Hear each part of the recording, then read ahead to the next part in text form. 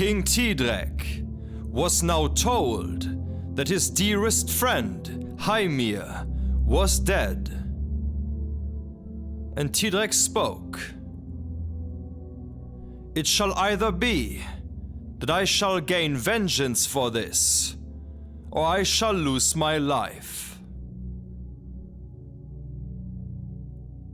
He had his horse Blanca brought along with all his weapons. He rode over many deep valleys and high mountains before he came to the place where this giant dwelled. He sprang from his horse before the opening to the cave and called, "Giant, stand up and speak with me." And the giant asked who was there. And King Thidrek answered, "I am King Thidrek of Bern." And the giant asked, "What do you want from me, that you call me to talk with you?" And King Thidrek answered, "Will you admit that you have killed my dear friend Heimir?" And the giant answered,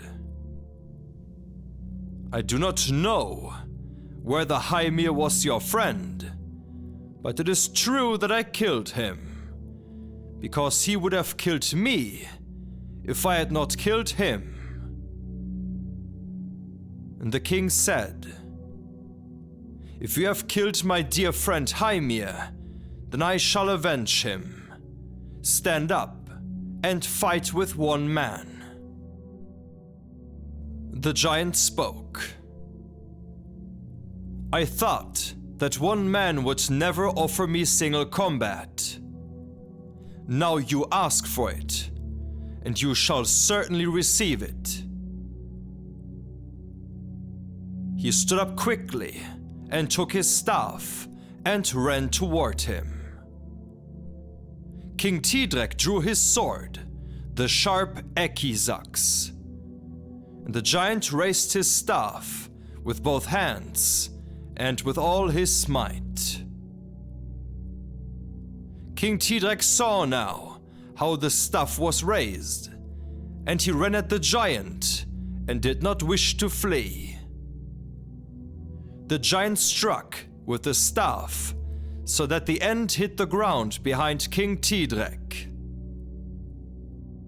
Thidrek turned quickly against the blow and struck a blow so that both hands of the giant were cut off along with the staff. The giant thus lacked both victory and hands. Thidrek did not leave until the giant was dead. And the king sprang onto his horse, and he had now won his last single combat that is told in this saga. And it became widely known how he had avenged his dearest friend.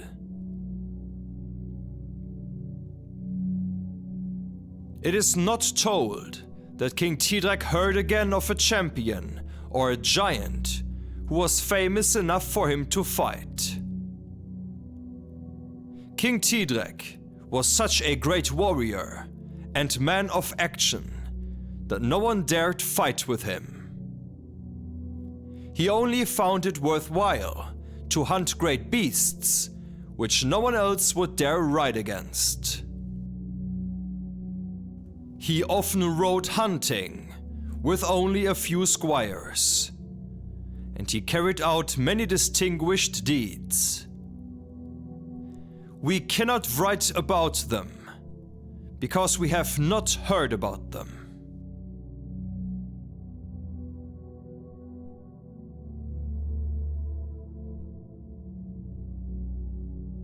When King Thidrek was advanced in age, he was still feared with weapons. He took his bath at a bath called now Thidrek's bath. His squire called out to him, "Sir, there runs a hart, and I've never seen an animal so large or so fast." And when the king heard that, he sprang up and took his bath cape and dried himself with it, and called out when he saw the animal, "Get my horse and my dogs." And the squire ran as fast as he could to get his horse. The king thought it a long wait, as the animal was running hard. He saw then where a great horse with a saddle was standing. It was as black as a raven. He ran to the horse and sprang onto its back. At this moment, the squire released the dogs, but the dogs did not want to follow this horse. The horse ran away faster than any kind of bird can fly. His best squire rode after him on his best horse Blanca, and all the dogs followed them. And the king realized that this was not really a horse, and he tried to throw himself off the horse's back. But he could not lift his thigh from the horse. He was held so fast. The squire called to him and said, "Sir, can you come back? Why are you riding so fast?" And King Thidrek answered, "I am riding badly, since this horse I am sitting on must be a fiend. I will come back, if God and Saint Mary will it." And after that, he turned away with the horse, so that the squire could not see King Thidrek, and he has never been heard from since. No man has been able to say what became of King Thidrek. The German men say that it has been revealed in dreams that King Thidrek was helped by God and Saint Mary, because he remembered their names at his death. Here we end the telling of this saga. Dear listener, now we will continue for a couple of minutes by telling you the end of Vidga and King Thidrek, according to the Swedish Chronicle of Thidrek.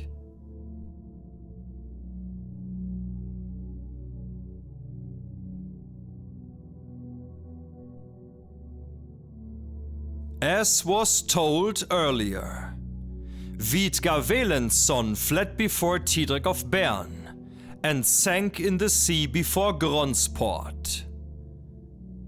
A mermaid came to him, the mother of his father's father, took him and carried him to Sjaland, and he remained there a long time.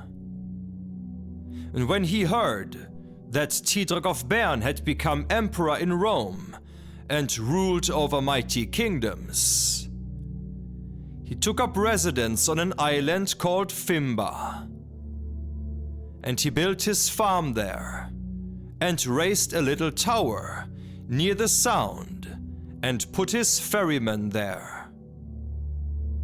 He had a likeness of Thidrek of Bern made and forbade the ferrymen to bring anyone across the Sound who had that appearance.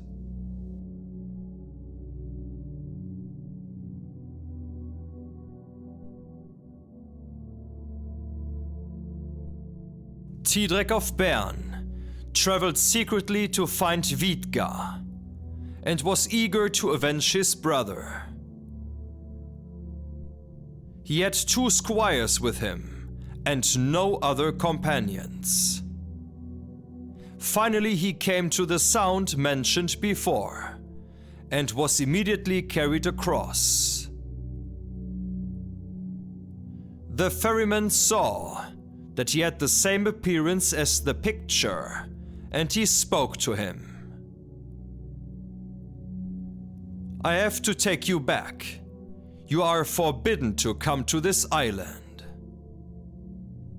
And the ferryman took him back to Riga. Thidrek recognized immediately what the matter was, and would rather have died than not avenge his brother. He went to a marketplace and had a physician put out one of his eyes. When he was well again, he went back to the Sound. He was immediately taken over to the island, and the ferryman let him go where he wished. He went to Vidga's farm and came secretly into his house, to where he was standing by his bed and putting on his clothes. No one was inside but Vidga alone. And when Thidrek came through the door, he saw where Vidga's sword Mimung lay in a chest. He took the sword and drew it from the scabbard and tossed it up on the roof so that it caught fast there. And when Vidga saw Thidrek, he welcomed him and fell on his knees before him and put himself and all his goods in his power. Sir Thidrek answered, "Since we parted in Gronsport, where you killed my brother and my young princes, the sons of King Attila, I have had it in my heart that you should never receive a truce from me, wherever I might find you. Arm yourself quickly and put on your birnie and defend yourself as well as you can." And Vidga answered, "Give me my sword Mimung." And Sir Thidrek said that this was not possible. "Take another good sword, the best that you have." And Vidga armed himself, and after that, they went out and fought a long time, until Vidga fell dead before his bed.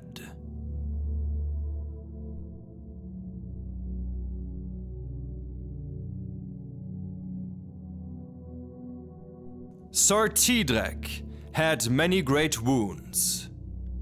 He took the sword Mimung down and carried it first over Holstein and then over Saxland. His wounds swelled and soon developed gangrene. And when he arrived in Svava, he realized that he would not live any longer.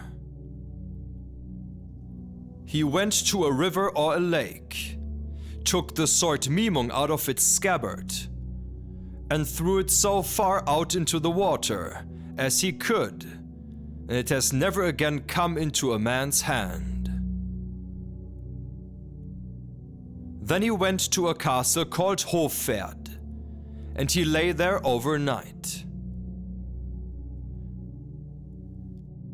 When he found that death was approaching, he told the two squires who were accompanying him to tell no one who he was. And a little later, he died of the wounds Vidga Velenson had given him, and was buried as a merchant in the same castle. His squires traveled home to Rome and dared tell little of their trip and about the killing of their mighty lord. But everyone in Denmark knew that Vidga had been killed in his own house, and nothing was known about his killer. German men also know that Thidrek never came out of his kingdom after he rode away from his bath, which is still called Thidrek's bath. All of the Romans held it to be true that Thidrek had lost his life in the manner told here.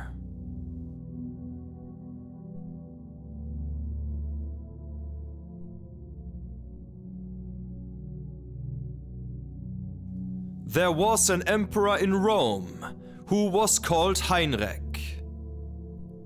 His father was called Fippold, Duke of Burgundy.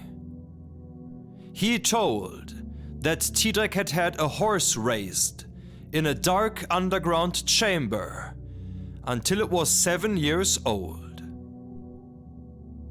Then, when he was in the bath, he had it brought to him, and the other horse, which Alibrand had given him, he let stand tied up there nearby, and another horse with the same color he had put in his stable.